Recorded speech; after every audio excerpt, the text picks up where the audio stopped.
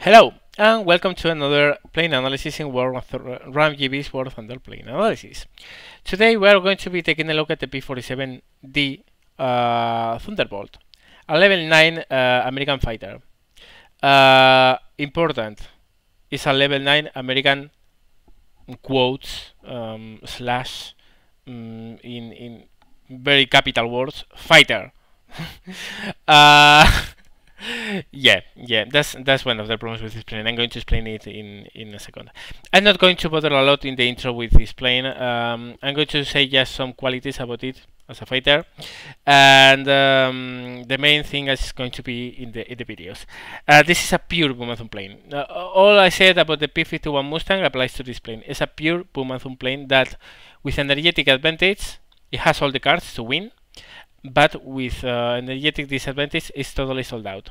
And as such, it shares the same fate and problem as the Mustang, that the allied teams are 80% of the time composed of utter morons who don't climb at all and who don't care at all. So you might be climbing at an altitude and find yourself up there alone versus 5 or 6 enemies who are going to rip you off. But if you find a good team that climbs to the same altitude as you do, this plane actually shines. It's not without troubles, and I don't think this plane flight model is perfect by any means. It's not. It has issues, and I think one of the worst is the roll inertia, which is absolutely staggering, and I don't know why. The new incoming patch 1.30 is going to bring a lot of new flight models for a lot of planes, and one of them is the P-47. Sorry, and we'll see then. Right now, this plane handles very badly at slow speeds, and you are going to suffer a lot at slow speeds. Always try to be fast in this plane, as fast as possible, because the faster you go, the more stable you are. At low speeds, you are very unstable. And that's pretty weird, because this plane was renowned for being a very stable ground platform. But yeah, well, the plane is not perfect, but still you can do very well in it. And even after the fix, the tactics you are going to use in this plane and that you should use in this plane are exactly the same that the ones you should be using right now. Which are climbing to a high altitude. This plane has a turbo supercharger, which is excellent at very high altitudes. You can climb at a very high altitude, boom and thumb, clear the enemy at high altitude or force him down, and start working your way down through the altitude range. Get the highest guys first, then start going down on the lower targets. Of course, I repeat, for this, you need a good team, and you need enough planes up there to assist you, because if you are the only one up there versus 5 enemies, you are as good as dead. This plane has 8 50 cal machine guns, which at a convergence of 300 meters absolutely rape enemies. I use omnipurpose or stealth, the same as the P-51, because they offer API ammunition, which is armor piercing incendiary. You torch a lot of planes with these weapons. Again, if you have a good feel for aiming, use stealth. If you don't, use omnipurpose with tracers. It can carry bombs and rockets. If you do so in historical battles at the game start, you are an absolute utter moron, and you deserve to go back to arcade and never go out of that mode ever again. I can't say it more clearly. I can't. I simply can't. I can say it more loudly, but I can't say it more clearly. If you want to load rockets and bombs with this plane at game start, please go back to arcade. Please do so, because in historical battles you are going to be a total nuisance for your team, and you are going to do nothing for your team. These weapons come very handy when the battle is already won.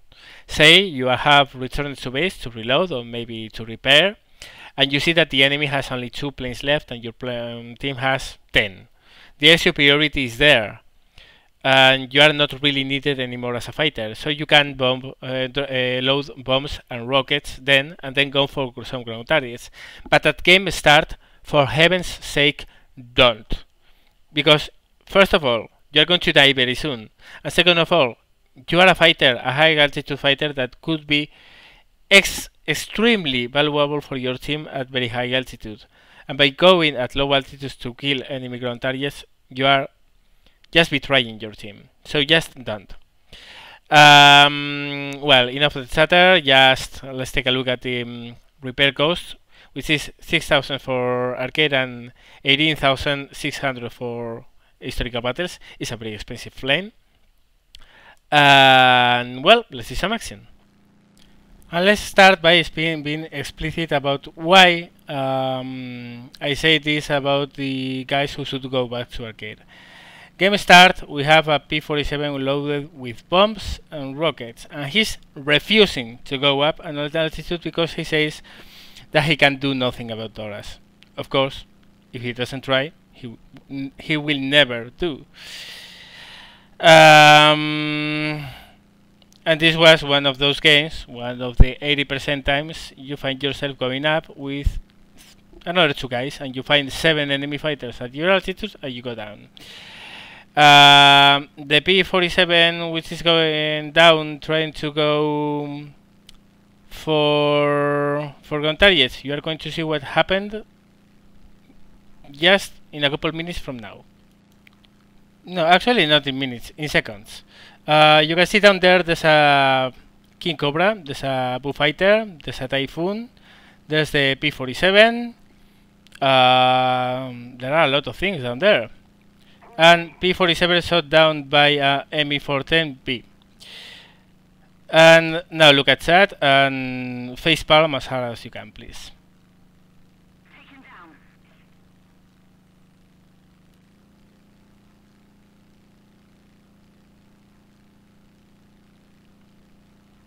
Really take note of what he says, okay? Because this is allied teams in a nutshell. Maybe if I hadn't been the only fighter. Well, you only had a King Cobra and a Typhoon besides you, which are accomplished exactly the same as you did. Nothing. Let's go for some gameplay. So, same mission, different team, and this time at least with a team that was more or less okay. You can see we have a sizable amount of friendlies up here. We have an XP-38, Jak-90, Jak-3, F4U, the Typhoon on the right is also pretty high, and there are more that you can see right now.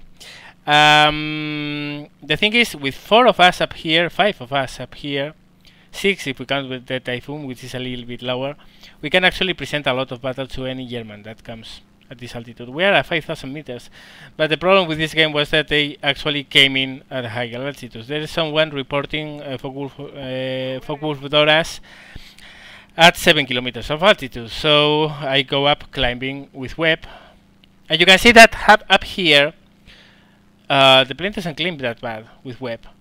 I'm actually at 260 kilometers per hour and I'm actually climbing pretty fast. And I start seeing the enemies. I'm still climbing as much as I can before I start engaging them. This is going to be a purely defensive fight. You are not going to see a lot of kills in this game, but this is to showcase that the plane can do very well and can do a lot of things up here. Look at these 2 P-51s. We are 6 or 7 of us up here.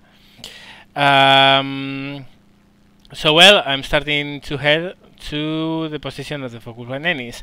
I'm not higher, but I can see that those guys are in serious trouble. The Jak-3 is in trouble, the F4U is in trouble, the Jak-90 is in trouble, so I have to assist them. So what I'm going to do is to come in as fast as I can. I'm not climbing anymore, but I'm trying to gain as much speed as I can. Energy is not just altitude. Altitude is the most effective way to store energy, but you can have a lot of energy by being fast as well. So what I'm doing is to accelerate as much as I can, and I'm going to try to assist those guys. There you go, there are a Dora and a 109 higher than me, and they are actually faster than me as well. So I'm not in a good position. I'm forced to defensive since the very beginning. In a normal situation I would have climbed more, but those guys are already engaged and then I can't simply stay away doing nothing. There's another Focke-Wulf 190 here. I come, go for a short head burst, immediately avoid, just in case, I got some hits on him. Avoided his head-on and he's disengaged, so that's cool. But my trouble now is that Higher focus when I need Dora. And that was a very smart pilot, I can give you that. There's also a Higher 109 behind me, so I'm in a pretty bad spot right now. I see the Dora is moving away, so I decided to come back and try to come back on the 190, which is trailing me. So I turn away around. As you can see, I used a little bit of vertical as long as I could, and the rest of the turn I completed in the horizontal. Accelerate as much as I can, and you can see that the acceleration is not terrible. We are at 7,000 meters. Most of the planes at this altitude struggle to keep altitude, so the plane is very good at this altitude. So I go for the head-on, avoid, no hits, but well, and keep on in a straight line with a slight climb. But now the problem is that the Dora is coming back. I'm 1 versus 2 and they have both more energy than me. Still, most of our team is very high and is presenting a good battle to them. And I'm distracting the 2 highest energy guys. And here you can see the plane doesn't feel well. I just rolled it a bit and the plane turned it upside down because I was low. Now I'm out of options. I have 2 guys in my back and my only option is to dive away. And this is also useful for my team, because they are both following me. At least the Dora is following me. He doesn't want to give me up. And he was at 7,000 meters. And now he's going lower and lower and lower. And the lower he goes, the more energy he wastes. And I'm dragging a guy who was at very high altitude to a very low altitude. Here I'm actually making a team a favor. I was in a very high disadvantage up there because both planes had more energy than me. And now what I'm doing is to bring them lower and lower and lower. I start avoiding very softly. Oh, another Dora there. Very softly. I don't want to overstress my wings and break them. Call for help. Here he comes. Deploy flaps. Keep a track. Oh, that's not the one. There he is. Keep track on him. Go up. As you see, he's going up. Barrel roll around him. But the problem is that this plane, as soon as it starts maneuvering the way I was doing, it burns a lot of energy and a lot of speed, and I have to regain it. And see how the plane wobbles under 300 kilometers per hour. It doesn't feel right. I have to tell you that. But now, oh, I have another one behind me. This time a 109. So I'm forced to avoid again. Thankfully, I'm pretty fast now at 400 kilometers per hour, so I can do some avoids. But the 190 is coming back as well. So another evasion, barrel roll around him, force him to overshoot and move away. But I can't go up because I know the 109 is also on me. So I keep track on where the guy is. Level out. Was him because he's coming again, and that Dora is also coming again. So again, evasion. One of them moves away. The other one is about to come right now, so I start a barrel roll.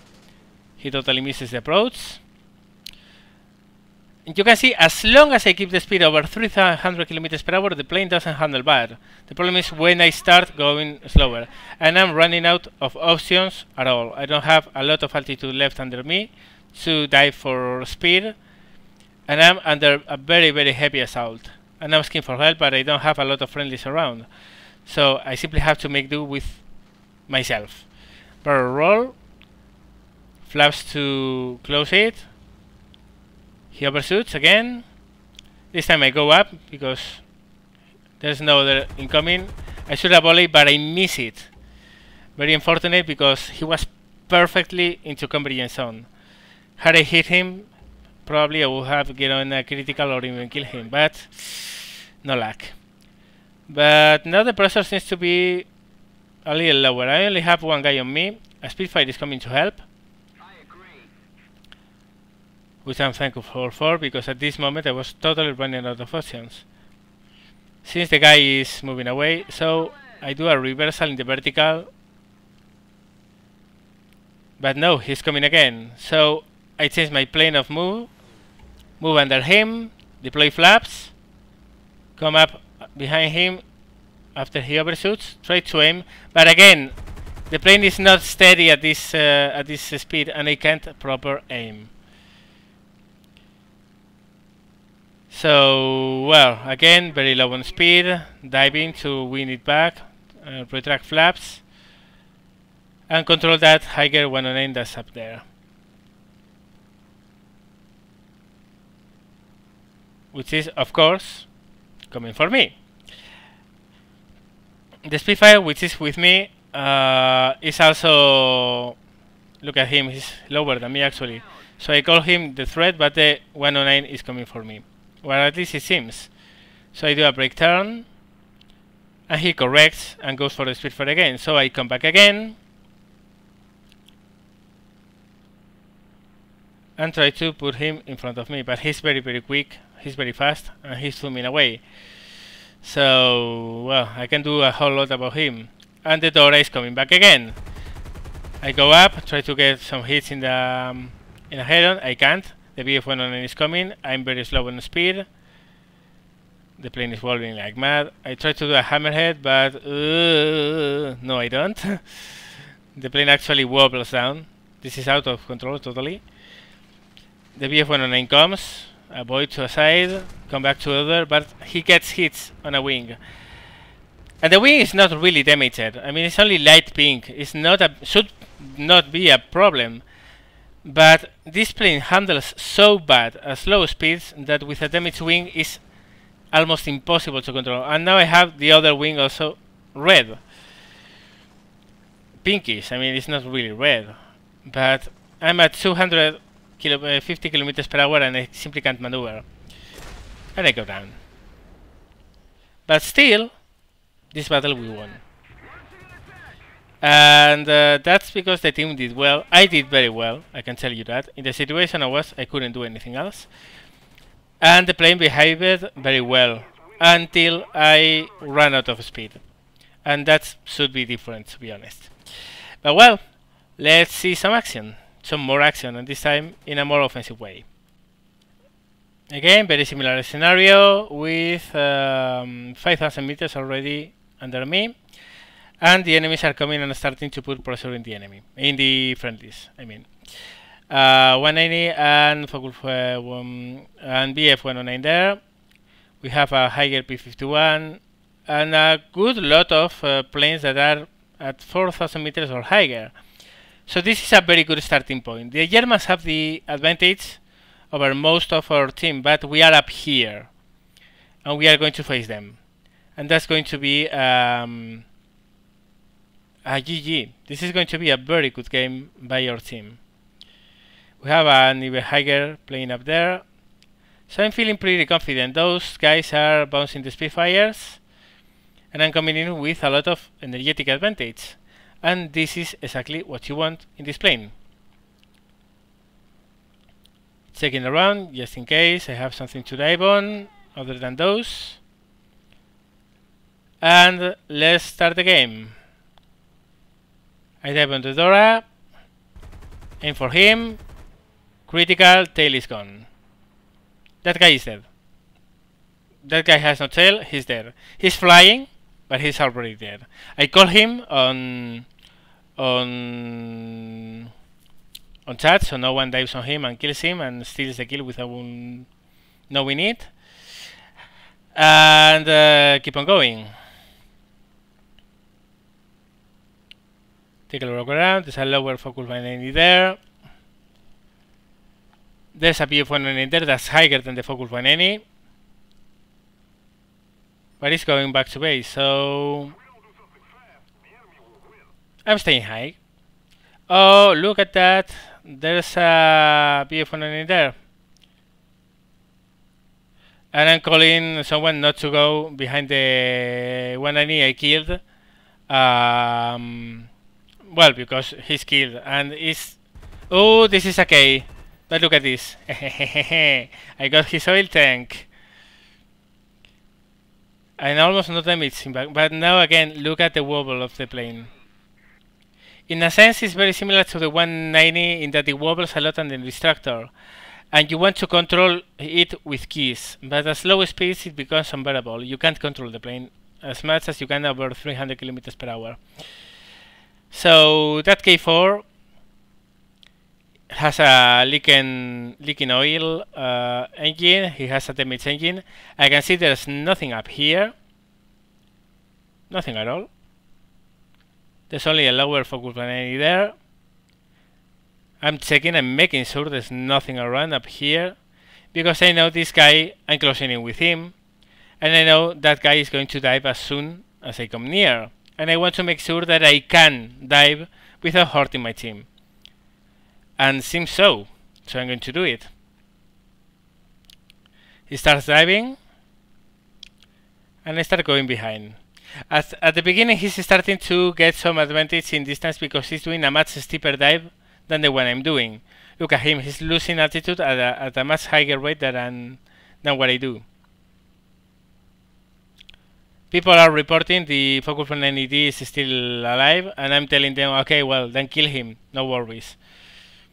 But still I did get a kill for that guy. See, he's down there. So then I go and follow him. Again, I'm doing this just because I can see there are no higher enemies that can bounce our team. He's trying to land because the engine is clearly failing him. I have put a very strong burst in his engine, and he's really desperate for landing. So what I'm going to do is to deny it. It's a K4. That's a K4. That's a very, very powerful plane. A level 16 German fighter that climbs and accelerates like mad and has very heavy weapons. So I set for a proper pass in his approach.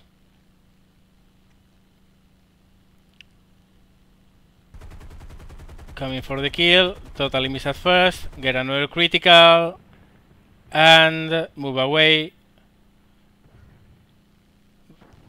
before the anti-aircraft guns can kill me. That kill you saw is the Focus 190. I got first. So again, down I go. The guy crashes, enough for me. He's repairing, but I have much more urgent things to attend, namely that ME410. I torch him. Make sure he's going down by critical him. And move away for a while. Just making sure he's going to go down. I see a higher 109, that's bad news for me. So what I'm going to do is to be careful because I don't want that guy to surprise me. But I notice the BF-109K is still there. He's repairing. The cheeky, sneaky bastard. Well, I get a kill on the ME410. And now I'm coming back because I want to finish off that K4 before he actually repairs completely. Keeping an eye up there for the BF-109, just in case. So I come back. Oh, he's repaired. Crap, crap, crap. And of course the anti-aircraft guns are going to be very, very, very fixated on me. But I really have to get this guy before he takes off because he's such a powerful plane. Get some hits. But the AA is totally making a burger out of me. Going the vertical, come back. Oh! Ow! Engine dead. Ow! Ouch! Ouch! Ouch! This is hurting. And again, being greedy doesn't pay off. So don't be. We totally destroyed the enemy team in this game. So let's see the results. And the results aren't bad. 3 kills. I got killed because I got greedy. But still first of the list and a ton of XP money. So that was it. you can see the plane can do very good. It's not perfect. It hasn't got a perfect flight model. It needs a fix, and the fix I think is coming. But even so, you can do well in this plane. You have to be very gentle with the controls. You have to try to be as fast as possible all the time, because at low speeds the plane simply handles like a nightmare. But well flown and with a little bit of care is very effective. It should be much easier to fly. It should be a lot more easier to fly than it is right now. But with incoming flight model fixes, I'm guessing this is one of the planes that you are going to feel the change the most in. And if you learn it to fly it right now, with all the handicaps it has in what regards to maneuverability, after the patch and after the fixes and after this plane actually starts handling like it should, you are going to do very well in it, because it should be a lot more stable. And yeah, well, that was mostly it. I hope you enjoyed the video. If you did so, give me a thumbs up. If you want to do any comment in the comment section below, and if you haven't done so yet and want to see more of these videos, subscribe. Thank you very much for watching, and see you later.